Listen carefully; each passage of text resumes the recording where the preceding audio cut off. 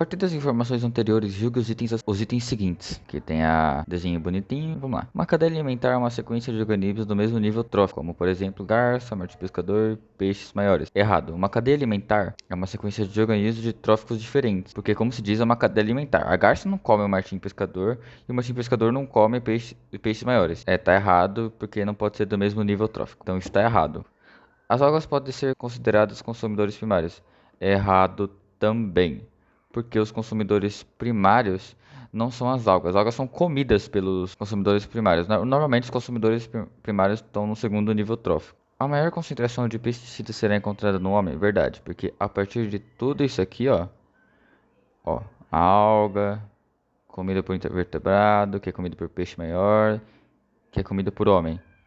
Sim, ou seja, todo esse caminho chega no homem. Então sim, a maior concentração vem para cá. O esquema apresenta simplificadamente uma rede alimentar? Sim, correto. Você consegue entender tudo que tem aqui. As algas, microcrustáceos, não é nada complexo. Se olhando assim, parece até um pouco, mas não é. Não é. As garças, elas comem peixe pequeno come alga. Microcrustáceos comem alga. Peixe pequeno come microcrustáceos. Outros invertebrados comem microcrustáceos.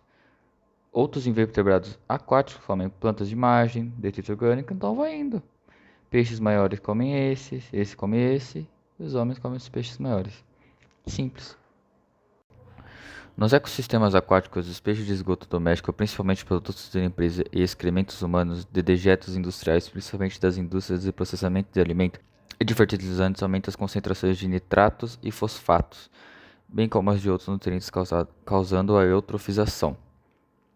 Esse tipo de poluição provoca a proliferação de algas microscópicas que vivem próximas à superfície da água, formando uma camada com alguns centímetros de espessura que impede a penetração de luz na água e a realização da fotossíntese nas camadas mais profundas, causando as mortes das algas. Né? As algas que vivem nas camadas mais profundas morrem, o que causa a proliferação das bactérias decompositoras, que passam a consumir mais oxigênio na realização de decomposição e assim começa a faltar o oxigênio na água. Os peixes e outros organismos aeróbicos morrem. A decomposição da matéria orgânica antes aeróbica passa a ser anaeróbica, o que leva à produção de gases tóxicos, como o gás sulfídrico, que intoxica a biota aquática.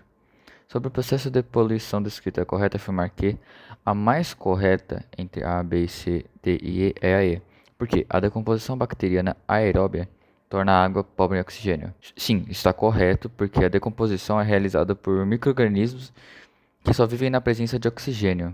Ou seja, os odores emanados não são agressivos e a decomposição é mais veloz, então eles pegam todo o oxigênio, deixando a água pobre. O que impede a sobrevivência de seres aeróbios aquáticos? Bom, isso é consequência da decomposição bacteriana aeróbica. Pouco oxigênio impede a sobrevivência de seres aeróbicos, inclusive das bactérias aeróbicas. As bactérias aeróbicas, elas não necessariamente precisam do oxigênio, né? Eles são micro-organismos que podem viver em ambientes sem a presença de oxigênio. Mas nisso, eles só vivem em temperaturas baixas. E durante a compostagem aeróbia, a temperatura pode chegar até 70 graus. Então, tipo, não tem como eles sobreviverem também. Não tem como.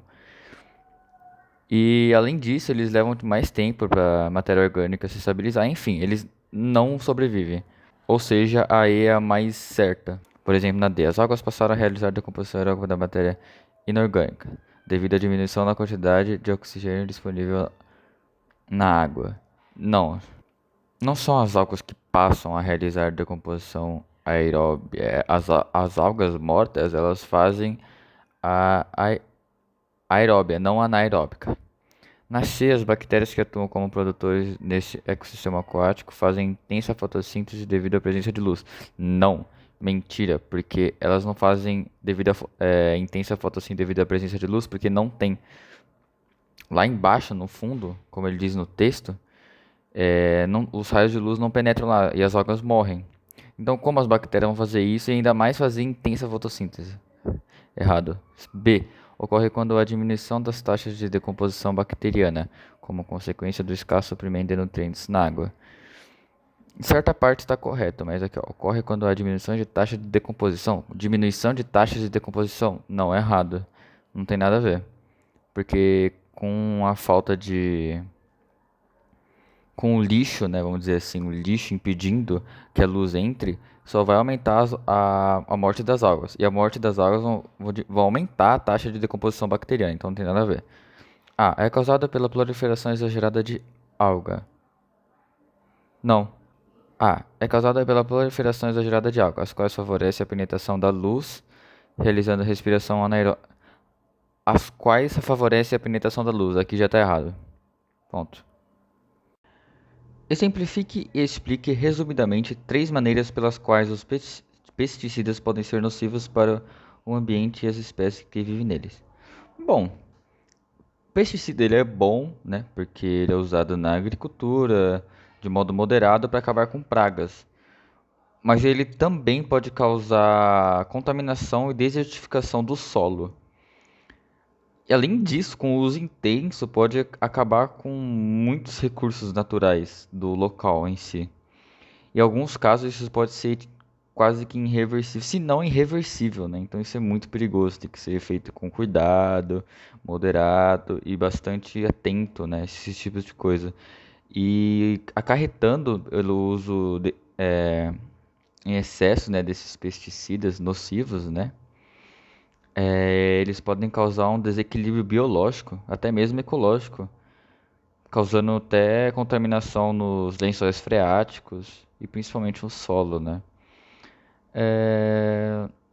deixa eu- Uma vez o professor disse que tipo eles até influenciam no ambiente aquático, né? Os pesticidas para os anfíbios, por exemplo. Tipo, os pesticidas são altamente letais. E é isso aí, mano. Em relação aos animais, né? Eles podem acabar sendo extintos, criando doenças entre eles e até mesmo expulsando eles de certos locais, né? Os habitats deles. É muito complicado.